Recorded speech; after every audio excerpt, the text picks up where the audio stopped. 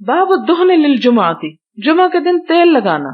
حدثنا آدم قال حدثنا ابن ابی ذئب عن سعید المقبری قال اخبرنی ابی عن ابن ودیعہ عن سلمان الفارسی قال قال النبی صلی اللہ علیہ وسلم، آپ صلی اللہ علیہ وسلم نے فرمایا، لا یغتسل رجل یوم الجمعۃ، نہیں غسل کرتا کوئی شخص جمعے کے دن، ویتطہر ما استطاع من طہر،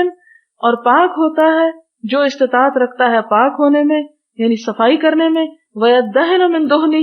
اور تیل لگاتا ہے اپنے تیل میں سے، اور یمس من طیب بیتہ، یا خوشبو لگاتا ہے اپنے گھر کی خوشبو میں سے، ثم یخرج، پھر وہ نکلتا ہے، فلا یفرق بین اثنین، پھر نہیں وہ جدائی ڈالتا دو لوگوں کے درمیان، ثم یصلی، پھر وہ نماز پڑھتا ہے، ما کتب لہ، جو اس کے لیے قسمت میں ہو، ثم ینصت، اور پھر چپ رہتا ہے، اذا تکلم الامام، جب امام بول رہا ہوتا ہے، الا غفر لہ، یہ جو پہلے لا آیا نا اس کی نفی کر رہا ہے یہ الا،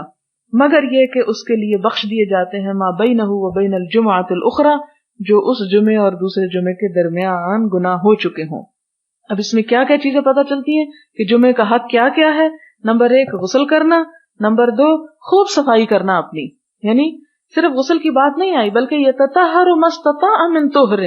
یعنی ڈیپ اپنی اچھی طرح صفائی کرنا، اور پھر ویدہن من دہنہ، یعنی تیل وغیرہ لگانا، جس سے ظاہر ہے کہ اس زمانے میں میک اپ کے لیے تیل ہی جیسی چیز تھی، یا اپنے آپ کو مزید چمکانے کے لیے، جبکہ اب اور بھی چیزیں ایجاد ہو چکی ہیں. مراد اس میں یہ ہے کہ اپنے صفائی اور میک اپ وغیرہ کا خیال کرنا.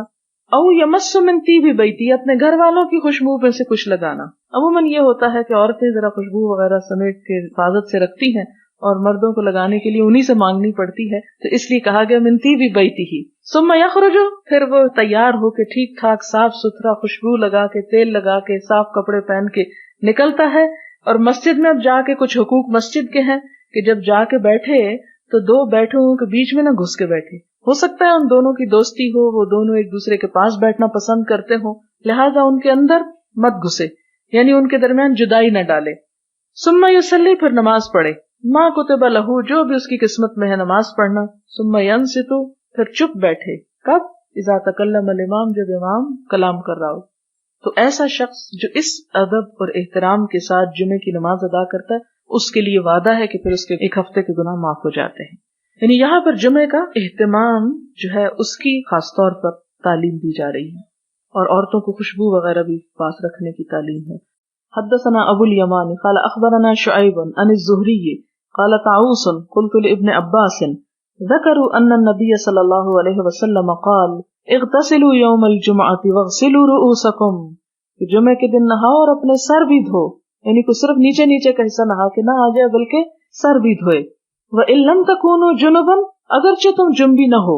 کیونکہ عموماً انسان جنابت کی حالت میں سر دھونے کا اہتمام کرتا ہے، لیکن فرمایا کہ جمعے کے دن بھی سر دھو، اسی لیے پچھلی حدیث میں آیا کہ ایسا غسل کرے جیسے جنابت کے لیے کیا جاتا ہے. وَأَصِيبُوا مِنَ الطِّيبِ، اور خوشبو لگاؤ. قال ابن عباس اما الغسل فنعم واما الطیب فلا ادری، تو ابن عباس کہتے ہیں کہ غسل کا حکم تو ٹھیک ہے، لیکن طیب خوشبو اس کا نہیں مجھے معلوم کہ یہ بھی اسی درجے کا حکم ہے جیسے غسل کا، کہ اگر کسی کے پاس خوشبو ہے ہی نہیں بیچارے کے تو وہ تو گیا، تو نہیں اس کے اوپر وہ پابندی نہیں جتنی غسل، کیونکہ غسل تو پانی سے ہو جاتا ہے، جبکہ خوشبو کے لیے پیسے بھی لگتے ہیں، تو اس میں دونوں کا حکم پھر ایک جیسا نہیں ہو سکتا کہ سب شاید افورڈ نہ کر سکیں ایون خوشبودار صابن سے بھی نہانا. آپ دیکھ سکتے ہیں کہ اسلام میں کتنی وسعت ہے، اور اس چیز کا لحاظ رکھا گیا کہ لوگ اپنی حیثیت اور اپنی ضروریات کے مطابق بھی اپنے آپ کو صاف ستھرا رکھ سکتے ہیں. حدثنا ابراہیم ابن موسیٰ قال اخبرنا ہشام ان ابن جریج اخبرهم قال اخبرني ابراہیم ابن میسرہ عن طاووس عن ابن عباس رضی اللہ عنہما انه ذکر قول النبی صلی اللہ علیہ وسلم فی الغسل یوم الجمعہ فقلت لابن عباس ایمس طیبا، میں نے ابن عباس سے کہا کہ کیا خوشبو لگائے، او دہنن یا تیل، ان کان عند اہلہ، اگر اس کے گھر والوں کے پاس ہو. فقال لا اعلمہ، تو کہتے ہیں یہ مجھے معلوم نہیں.